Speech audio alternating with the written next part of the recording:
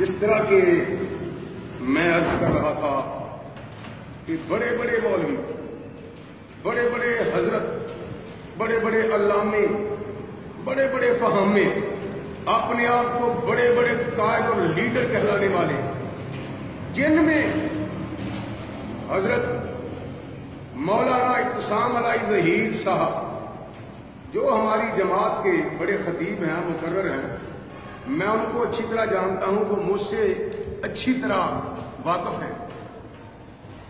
میں نے ان کی ایک تقریر میں سنا ہے کہ وہ سید ضیاء اللہ شاہ صاحب بخاری حافظہ اللہ تعالی پر بڑی تنقید کر رہے ہیں، بڑی ان کو نصیحتیں کر رہے ہیں، عوام الناس میں بیٹھ کر تقریر کر رہے ہیں کہ شاہ صاحب آپ واپس آ جائیں، آپ ممبر و محراب کو چھوڑ کر چلے گئے ہیں، آپ مسلک کو چھوڑ کر چلے گئے۔ میں یہ اعتصام صاحب سے پوچھتا ہوں کہ اعتصام صاحب آپ مجھے یہ بتائیں کہ یہ مسلک حق اہل حدیث کیا آپ کی وراثت ہے؟ بتاؤ مجھے، یہ مسلک حق اہل حدیث کے آپ ٹھیکیدار ہیں؟ علامہ سید ضیاء اللہ شاہ صاحب بخاری ایک بہت بڑی جماعت متحدہ جمعیت اہل حدیث پاکستان کے امیر ہیں، تم ان کو کہہ رہے ہو جماعت میں واپس آ جاؤ۔ علامہ اعتصام علی ظہیر صاحب، اگر جو بھی آپ گفتگو کریں پہلے سوچ لیا کریں، وہ محراب و منبر کے وارث ہیں،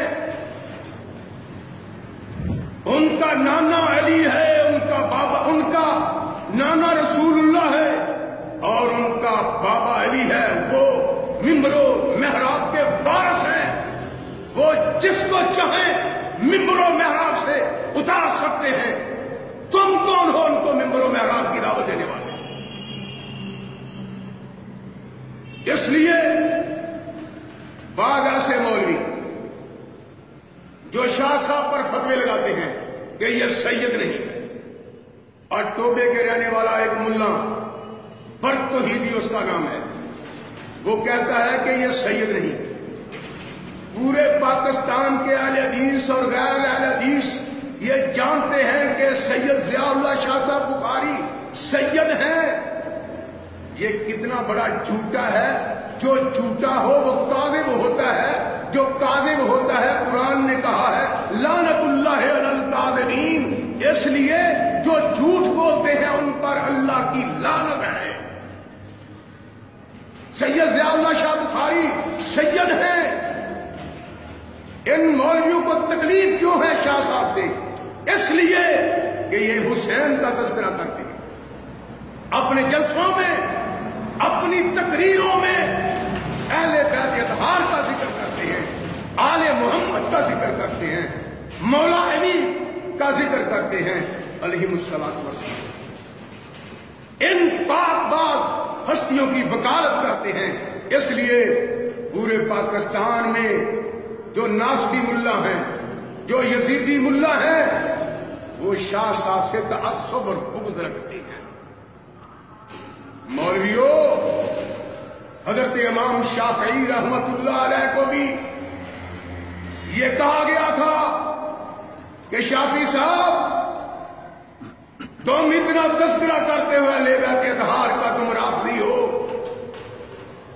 ان کو رافضی کہنے والے اسی طرح کے ناصبی ملا تھے۔ امام شافعی رحمت اللہ علیہ نے فرمایا اگر اہل بیت اطہار کی محبت کا نام رافضی ہے تو شافعی سب سے بڑا رافضی ہے۔ اسی طرح عبدالستار حماد، وہ مفتی اعظم کہلانے والا اپنے آپ کو، وہ شاہ صاحب پر فتوے لگاتا ہے، اس کو یہ پتا نہیں کہ وہ سید اہل حدیث جماعت کا امیر ہے۔ تمہارے جیسے ہزاروں ملے مولوی ملانے شاہ صاحب کی جوتی پہ قربان کیے جا سکتے ہیں۔ تو میں یہ سمجھتا ہوں کہ یہ لوگ